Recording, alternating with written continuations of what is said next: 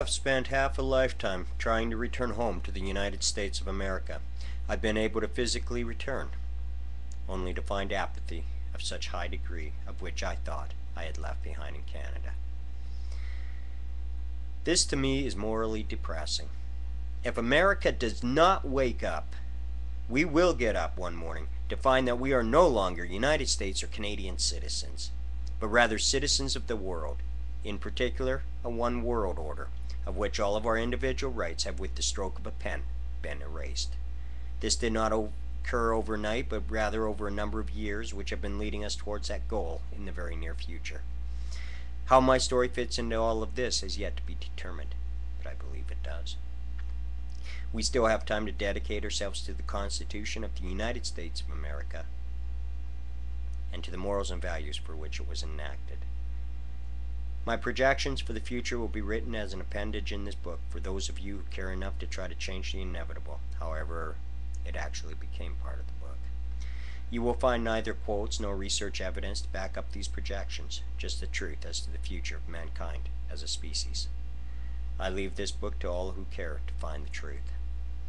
To all readers of this book, I encourage you to open your mind, your eyes, and your ears. You will know the truth when you hear it or you see it. So do not take my word for it, for the truth. Rather try to find fault with my words or my research, and then you will know for sure that I do speak the truth. As I tell my son, believe none of what you hear, only half of what you see, and then go out and search the answers for yourself, and only then will you find the truth. A full understanding of the truth of my story still needs to be found and confirmed. As to the facts in the documents, they are as close to the truth as I can get at this time, and probably ever will. I leave this for readers to judge for themselves what the actual motives for the conspiracy and cover-ups are, and the reasoning for them. I again urge all readers to contact myself or others such as members of Congress, senators, to put pressure on the United States government for answers and accountability of our pasts. We ask our children to be accountable and responsible for their actions. Is it too much to ask our own government the same in regards to its own children, citizens of the United States of America, the Republic of the United States of America? In God we trust. I was a member of the Canadian Armed Forces for 6.5 years, military police. I spent 3 years with the United States Coast Guard Auxiliary, Flotilla Staff Officer. There are 16 pictures and 20 documents in this book. Chapter 1. The Lie Begins. On February 11th, 1966, a couple in Vancouver, British Columbia, Canada, adopted Robin Ariel Webster. My name at this time was changed to Bruce Harold Holgate by authority of the adoption decree. The adopting parents were told by the adoption agency that their newly adopted baby was born on February 11th, 1963 at the Vancouver General Hospital in Vancouver, BC, Canada. The reason stated for the late placement of the child and the stance taken by the agency in proclaiming difficulty in adoption was a possible hearing problem, citing possible genetic defects in his biological family. Another obvious problem was the fact that Robin does not communicate with speech. He doesn't talk. The official explanation for this phenomenon was not what one would expect, such as traumatic stress syndrome or some such nonsense, but rather the non-speech was attributed to a premature birth, of which to date I have found no truth for. The vocal cords were supposedly underdeveloped, pursuant to premature birth. Actually, I would receive, in 1996, documents which would disprove both above statements. So why then did I not speak? The fact that I have a small head and face would lead some social workers to believe that I was slow or had a learning disability. When trying to explain the reason for not speaking at the age of 4 and then 5, it would be established that my IQ was actually higher than the average, being minimum of 128 plus. I was tested in the 6th grade at Frome Road Elementary School in North Vancouver. A fact to be noted is that my biological son Garion has just recently had his IQ test at Roosevelt Middle School in California, while he was in the 6th grade as well. I gave my consent for this testing while under extreme duress by the authorities, such as the school board, the IEP team, the mental health, and social services, whom have pressured me my whole life, especially in regards to my son. This whole process of intimidation allows me to suspect that a longitudinal study is being conducted on biological members of my family, that the results used on bioengineering a human strain of the same DNA or on other direct lines of hereditary genes. The IQ test is only one of several attempts to allow research and testing of my biological son. My stepson Wesley is officially listed as learning disabled and has yet to be given an IQ test.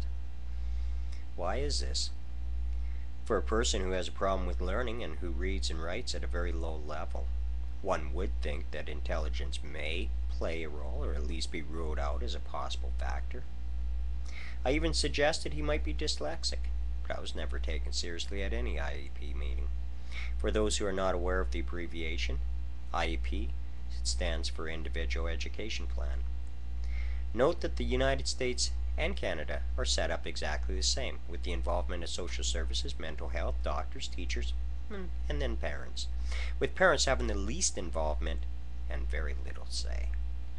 If one goes against what the team suggests, then either mental health or social services are used to place pressure on the parent to allow testing, in the best interest of the child, of course, even against the parent's wishes. In my case, I've seen the same tactics used in Canada as well as the United States. When the authorization for the test resulted in an abnormally high percentile for my biological son, psychologists, fearing repercussions, listed Garion's IQ at 115 plus. The incredulous looks on the IEP team's faces told me otherwise. When I read the statement of the psychologist, I understood the numbers do not tell a story, but the written words towards superior intelligence did. However, she did not wish to risk her career. Can't say I blame her. She stated in writing that his IQ was 115. That was the lowest percentile that she could give without looking stupid. Then stated that his IQ was actually much higher towards superior intelligence, that due to past emotional overlay history she was having difficulties in evaluating him. I believe this was actually done in order to hide this fact of the testing and so that the actual testing results could not be found. Garion has the same size head I do. We could use each other's glasses if needed. I've also ascertained that all or most of my biological family wear the same, or close to, same prescription glasses. I've also noted that all the other people I found with the same noted abilities you will find in this book have the same astigmatism and wear the same prescription glasses. Could this be another coincidence? A fact also worthy of noting is that unlike that which does the media portray, the alien gray, of which we are so fond of using to make media attention, actually has a head smaller in proportion to the body size than would be dictated by human standards, not larger. Only the eyes are proportionately larger.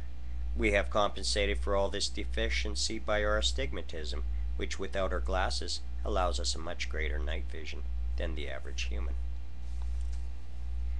There are numerous problems in raising a post-traumatic stress syndrome child, or at least what could be labeled as such. This makes more sense than the medical explanation which was asserted earlier, as well as the non-need of the child to speak, allowing for a trying and problematic raising of Rob and Ariel by the adoptive parents. And I wouldn't suggest otherwise. The medical and history background information without proof, which was given to the adopted mother and father, helped to establish their need to adopt me. No matter what kind of government intervention would follow or problems arise, the hook was set, and the government's choice of family, one able to be monitored and controlled in a secure, safe environment in Canada, was established and realized. The laying